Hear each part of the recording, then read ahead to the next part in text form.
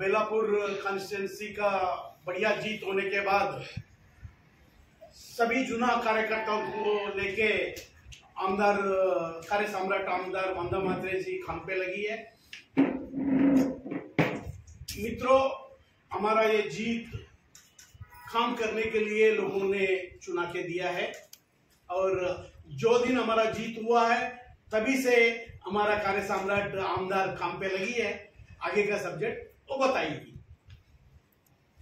आज सगळे कालच अधिवेशन संपलं।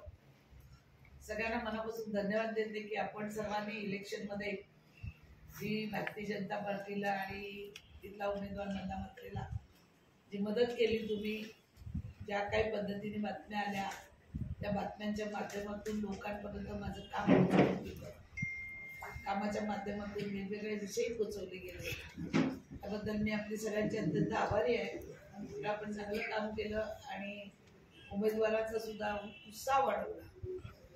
आज मी जवळजवळ 8 दिवस झाले कामाला लागले। आपल्याला माहिती आहे, मी तुम्हाला महानगरपालिकेत पण भेटली। महानगरपालिकेमध्ये आपण आयुक्तांना भेटून वेगवेगळे नवीन विषय ठेवले आणि त्याचप्रमाणे काल मी सभागृहामध्ये एक महाराष्ट्रावरती काम केलेली मी महिला असल्यामुळे महाराष्ट्राच्या सगळ्या प्रश्नाची मला जाणीव आहे आणि त्या जाणीवेमुळे मी आज सगळ्या पदाधिकाऱ्यांना बोलून त्यांच्याशी विषय बोलून या विषयावरती पुढे आपल्या माध्यमातून मी ती वाटचाल करत आहे। विषय असा आहे की आपल्या सर्वांना माहिती आहे की महाराष्ट्रामध्ये अनेक कोळीवाडे आहेत। अनेक कोळीवाडे असताना ते आजही नामी झालेले नाही आणि मग काय होतं, गरजेपोटी घरं कोळीवाड्याची बनवल्यावर आता मुंबईचा कोळीवाडा असेल, नवंबरचे कोळीवाडे असतील, आपल्याकडे दिव्यापासून ते दिवाळ्यापर्यंत आहे।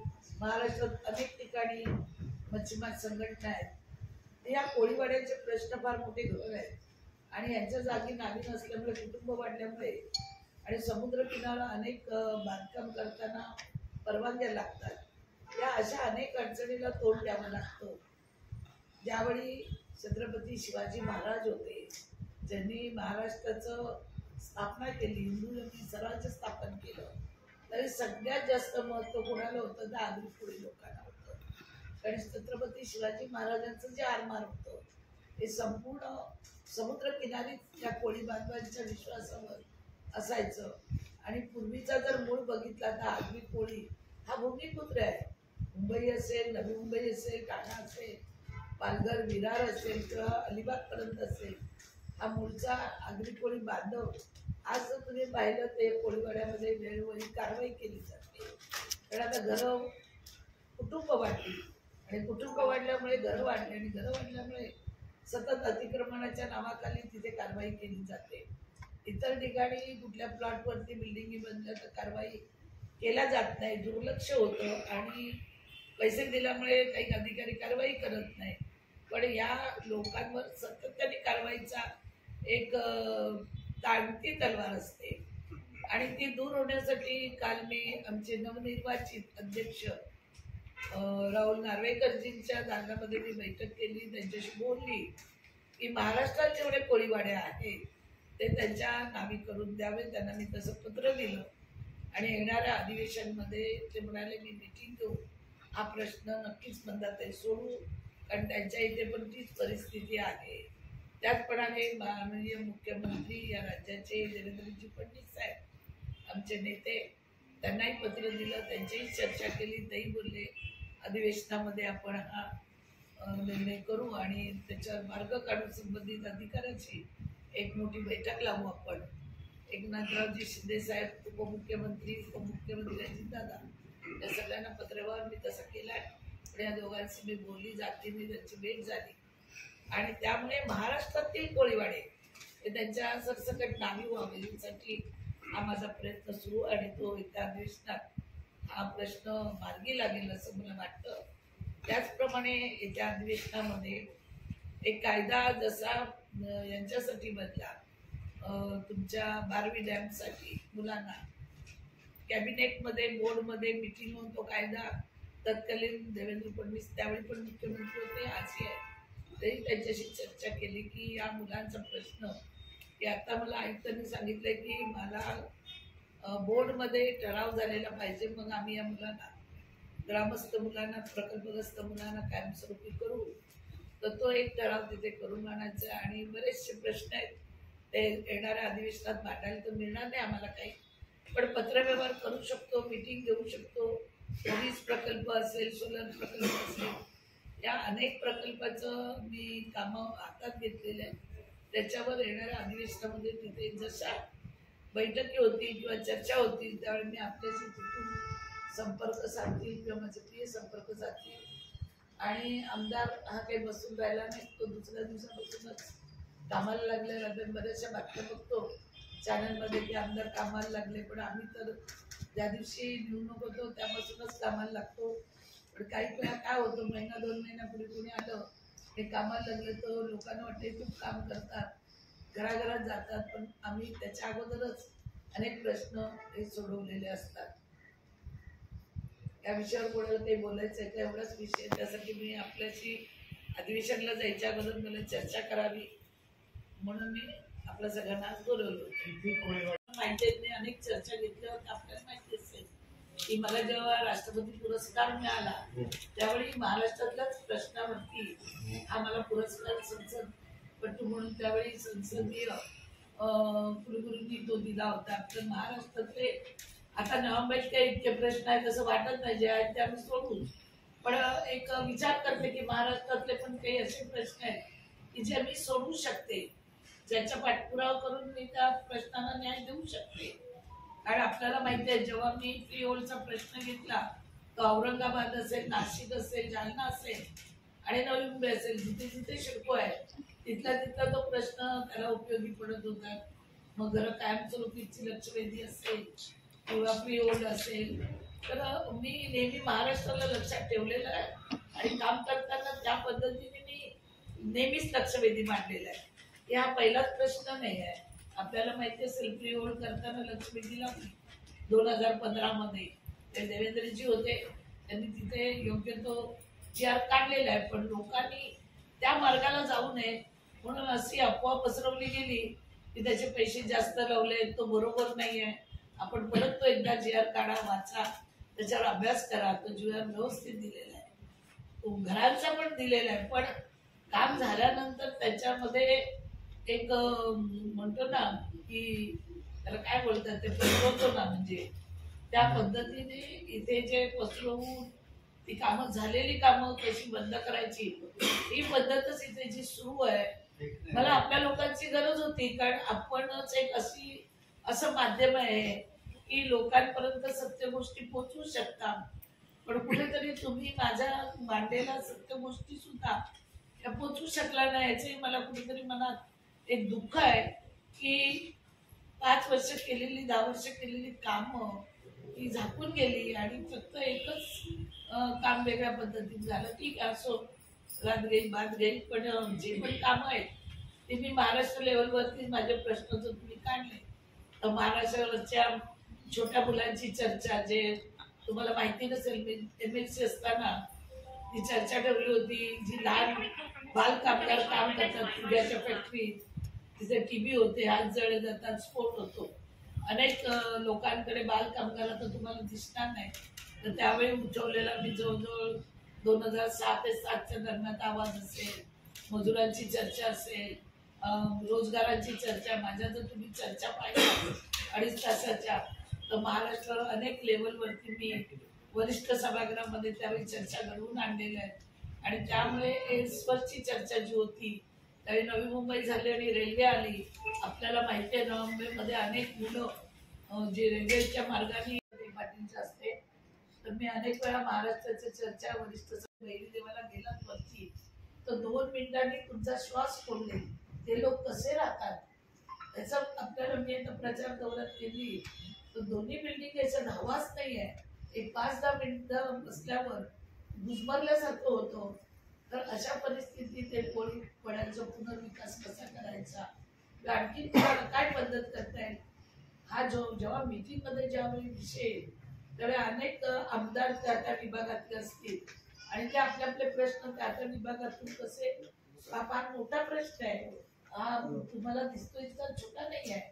कारण प्रत्येकाची जी भौगोलिक अवस्था ही वेगवेगळी आहे. माझ्या इथे वेगळी आहे, सायन कोळीवाड्याची वेगळी आहे. तर सायन कोळीवाड्यामध्ये अनेक बिल्डर गेले, त्यामुळे त्या लोकांचे खूप गुच्छ झाले. काही जुने माझ्याकडे मध्ये आलेले मुकादम म्हणून सायन कोळी, त्यांचं परंपरागत त्यांची घरं आहेत, त्यांना नाही द्यायचे, त्यांना सुद्धा डेव्हलप करायचे. या अशा काही ज्या गोष्टी आहेत तर त्या मीटिंग मधून त्या साध्य होतील. अधिकारी कशा पद्धतीने ते प्रश्न सोडवतील आणि अध्यक्ष किंवा मुख्यमंत्री कशा पद्धतीने न्याय देतील त्याच्यावरती या पुढच्या हप्त्यामध्ये माझं लक्ष लागलेलं राहील. आणि जसजसं तिथे होईल मी तुम्हाला ते अपडेट देत राहील. कारण हा प्रश्न सुटणं फार गरजेचं आहे की जे भूमिपुत्र पूर्वीचे आगरी कोळी होते, आज त्यांना उपप्रेरणा, आज आपण फक्त झोपडपट्ट्या नामी होतात आहेत, त्यांना घरं मिळत आहेत, पण या लोकांचं कुठेच काही होत नाही आहे. आणि त्याच्यामुळे आम्ही पहिला प्रश्न हातात घेतलेला आहे आणि आपल्या सगळ्यांच्या माध्यमातून तो सोडवण्याचा प्रयत्न करतो. काही हे जे कोळीवाडा विषय आजही तसाच आहे आणि प्रत्येक वेळी लोक निवडणुका आल्या का प्रकल्प असताना मोठी आश्वासनं दिली जातात आणि मी स्पष्ट बोलते म्हणून लोकांना मी नको असते. कारण त्या बोलतात, त्या चांगलं बोलत नाही, ते शिवीगाळी करतात. स्पष्ट बोलणं म्हणजे शिवीगाळी नाही होत आहे. एखाद्याला कॉलर पकडून कानाखाली म्हणून स्मितीने शिवीगाळी होते. पण हे गोष्टी तुम्ही जे मला विचारता म्हणायची, खरं सांगायचं तर मी स्वतः समाधानी नाही. पण याच्यावरती मी 2004 पासून काम करते, पण मला पाहिजे तसं यश मिळत नाही. यश मिळालं का त्याच्यात कोणीतरी मिठाचा खडा टाकून ते यश बाजूला ठेवून जातो आणि त्यामुळे मी असमाधानी आहे की मी केलेल्या कामावरती पुढे पुढे येऊन तिथे ते काम कसं होणार नाही. आता बघा मरीना सगळं काम झालं, टेंडर झालं, टेंडर प्रोसिजर पर्यंत मी पोहोचली, पुन्हा जाऊन तिथे ते काम बंद केलं. हॉस्पिटलचं तेच केलं होतं, पण नशीब माझं तिथे हॉस्पिटलचं सगळ्या परवानग्या मिळाल्या मला बेंगळुरूच्या तिथल्या. म्हणजे प्रत्येक चांगलं काम त्या तुम्हाला खरं स्पष्ट म्हणजे सांगायचं तर ग्रामस्थांची घरं नावी होऊ नये म्हणून पहिला एक पार्टी काम करायची, ती पार्टी संपली का दुसरी पार्टी करायची. त्याच्यात तुम्हाला माहिती आहे शिवसेनेने करत आणलं तर काँग्रेस जाऊन नको करायचे, काँग्रेसने केलं तर शिवसेना नको करायची. आणि त्याच्यामुळे काही प्रश्न या लोकांच्या मुळे इथले सुटले नाहीत असा माझा ठामपणे आरोप आहे. अभ्यास केले ते दहांपेचे 3-4 प्रकल्प होते, पण काल आम्ही ज्यावेळी बसलो होतो त्यावेळी असे विषय झाले महाराष्ट्राच्या लोक, तर ते सगळे बोलले तुम्ही MLC होता त्या कुठले कुठले विषय घेतले होते. त्यांनी सांगितलं अनेक विषय घेतले, पण सगळ्याच विषयांना न्याय मिळतोच नाही. काही विषय पटकन सुटून जातात, तर काही विषयांना वर्षानुवर्ष लागतो. आता तुम्हाला पोलिसांच्या घरांचा विषय मी 2004 पासून मांडते, 2024 आलं तरी तो प्रश्न सुटत नाही. फक्त काय होतं तात्पुरती मला 2.5-3-4 कोटी देतात त्या पुरवणी मागण्यामध्ये, आणि मरमपट्टी होती त्या पोलिसांच्या घराची, काय दरवाजे नवीन लागतात, काहीतरी बाथरूम बनतं, त्याच्या पलीकडे मी जातच नाही. पण त्याच्या पलीकडे कोणाची इच्छाशक्तीच नाही ते करायचे. पण आता तुमचं पूर्ण सरकारचं मानत मानणार मी आक्रमक आहे म्हणून तर लोकांना नको आहे, म्हणून मग तुम्ही तुमचा स्वभाव सोडून देणार आहात का? मी नाही सोडणार. स्वभाव जो आहे तो आहे. स्वभाव बदलता येतो का? कपडे दागिने बदलता येतात. स्वभाव माझा बदलणारच नाही आणि मी बदलू देणार नाही. आक्रमक आहे म्हणून तिथपर्यंत पोहोचले, नाही तर तुम्ही कधीच गुंडाळून मला टाकले असते तिथल्याच. आम्ही नाही, तुम्ही नाही म्हणजे आहेत ना बरेच तुमच्या इथे चिंतक असं म्हणा. माझे इथं चिंतक यातले पण बरेच आहेत इथं चिंतक. अरे आरोप नाही, प्रेम, स्पष्ट प्रेम देते. या होतून 5 वर्ष तुम्ही माझ्याच जवळ आहात. मी 10 वेळांना सांगितलं पण एकाने पण माझं ऐकलं नाही. मी तुम्हाला आता एक स्पष्टीकरण सांगते. तुम्ही सांगताना मी 377 मतांनी काठावर आली, ओके, मला मान्य आहे ही लढाई होती. 377 काठावर मी पास झाली, प्रमोद पास. मला एक सांगा, राजन विचारे साहेबांना इथे मतदान किती झालं लोकसभेला सांगा? 90,000 बरोबर आहे की नाही? हो सामनेवाले बरोबर आहे ना? हा 90,000 बरोबर आहे. आताच्या उमेदवाराला किती झाले? 91,400. 91,450. पण 90,000 मतदान कोणाचं होतं? उपाट्याचं होतं. तुमचं मतदान कुठे आहे? 1,500च. 1,450 एवढंच तुमचं मतदान. एवढा लावा जामा तुम्ही घेऊन गेले, पार्टीतून एवढे नगरसेवक घेऊन गेले, पण तुमचं 1,450 मतदान. माझं मतदान किती होतं? 87,000. त्यात मी 91,500 आणले. 4,500 मला एक्स्ट्रा मिळाले. तुम्हाला 4,500 पण नाही मिळाले. 90,000 लोकसभेचं मतदान डोळ्यासमोर ठेवून तुम्ही इलेक्शनला उतरलात आणि त्या उतरल्यामुळे तुम्हाला 1,440 मतदान झालं. आता श्रेष्ठ मी आहे का हे आहे म्हणे जनतेच्या मनातला आमदार. आणि मग तुझी मतं कुठे गेली? जनतेच्या मनातल्या आमदाराला 1.5 लाख मतं पाहिजे होती. प्रत्येक नगरसेवकाला 1,000. मला माझी मतं पडली ना. माझी मतं कमी झाली का कुठे? माझी मतं कमी झाली का? नाही झाली. काय नीट आणि दाखव कुठली तरी बाई ही मंदा मात्रे चांगली नाही म्हणून करा, तेही करा. सारख्या बाईला किती बदनाम करायची करून टाकायचा. परमेश्वर माझ्या मागे आहे म्हणून मी 377 मतांतरी निवडून आली. तुमची मदत नव्हती. ती शिवसेना, काँग्रेस आणि राष्ट्रवादीची 90,000 मतदान होतं. हे गणित आहे ना. हे गणित काल मी हिला पण सांगितलं पायरीवर की त्याची मतं कुठे आहेत? मग तुमचा लाडका उमेदवाराची मतदान कुठे? 1,440. इथं 90,000 उमेदवाराची मतं आहे. जशी माझ्या पार्टीची मला मतं होती 87,000 मी वाढवली ना. आणि ह्यांनी जर विजय नाटाजींना उभं केलं नसतं माझ्या विरोधात तर मी 1.25 लाखावर होती.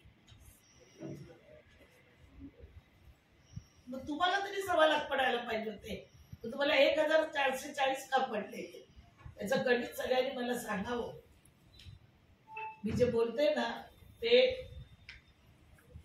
आकडेवारीवर बोलते. त्यामुळे हे बोलायचा विषय नव्हता पण आता तुम्ही काढलं. माझं मतदान काय नाही 377 ते सांगत नाही. 91,000 कोणी देत नाही. पत्रकार पण मी त्यालाही बोलली 91,000 कोणी देत नाही. 377 लंगडी चालली नाही. मला चालता येत नाही. किती माझ्यावर बसतली. 1 लाख मताने विजय झाले आणि 1 मताने विजय झाले तरी फरक काहीच नाही. विजय तो विजय. जिताव सिकंदर मुझे भी पता है. हाँ टीचर आला है. दिनेश लिहितो 377 किती एका बाईवर अन्याय करायचा. आता तुम्हाला कोणी घेतली तुमची दखल? मी तुमची दुसऱ्यांदा दखल घेतली. पहिल्यांदा सगळ्यांना जेवण घातलं, दुसऱ्यांदा दखल घेतली. आता 370 कुक्षेत्र में क्या चल रहा था जाने तो रात्रि बाद बोला महाराष्ट्र में इतने सब बहने ने सीट ला कर दी. जो लाडली बहन चली ना उसका नतीजा आज भी सब भूल नहीं पाए. पूरा महाराष्ट्र महिलाओं ने ऊंचाई की.